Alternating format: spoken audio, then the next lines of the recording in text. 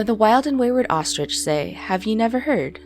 Of the poor, distracted, lonely, outcast, and wandering bird, which is not a bird of heaven, nor yet a beast of earth, but ever roveth homeless, a creature of strange birth. Wings hath it, but it flies not, and yet within its breast are strange and sleepless strivings, so that it may not rest. Half-formed, half-conscious impulses, with its half-formed pinions given, too strong for rest on earth, too weak to bear to heaven, and madly it beats its wings, but vainly against its side, for the light wind rusheth through them, mocking them in its pride.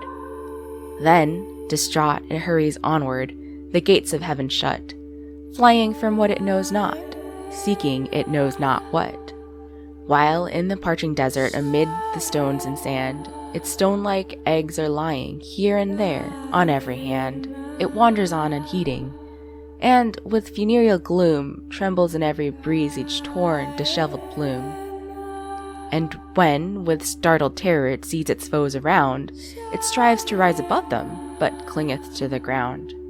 Then on it madly rusheth, with idly fluttering wings, the stones and showers behind it convulsively it flings. Onward and ever onward, the fleetest horses tire, but its strength grows less and less, their tramping ever nigher.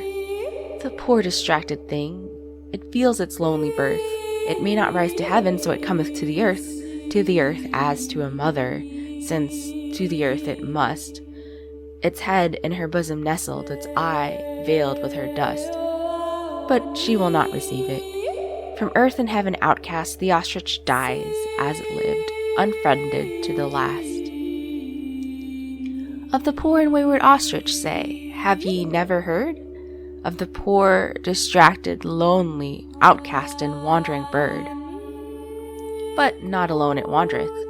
My spirit steers in me, with a sort of half-fraternal and drawing sympathy, this lonely, restless spirit that would rise from the heavy ground to the sky of light and love that stretcheth all around. But, with all its restless longings, it too must earthbound stay, and, with wings half-formed for soaring, here hold its weary way, hungering for food of heaven, feeding on dust and stone, while about it lie unheeded, as it hasteth on alone, its deeds of good or evil, of fruitful mystery. But it presseth on, nor recketh what their event may be. And when doubt and fear assail it, it may not rise above, to the glorious, peaceful height of fear outcasting love, but something draws it downward, breathes of its lower birth, prompts it to seek a refuge in the blindness of the earth. And it hides its head in earthliness, at least it will not see the blow it cannot ward off, and the foe it may not flee.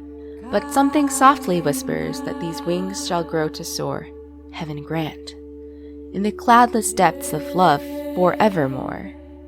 It whispers that again these blinded eyes shall see, heaven grant in their yearning gaze the long-sought home may be. It whispers each word and act shall to fruition spring, heaven grant they may joy to man, and peace to the spirit bring.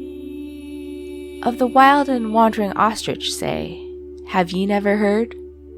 The type of the restless soul of man, the weary, wingless bird.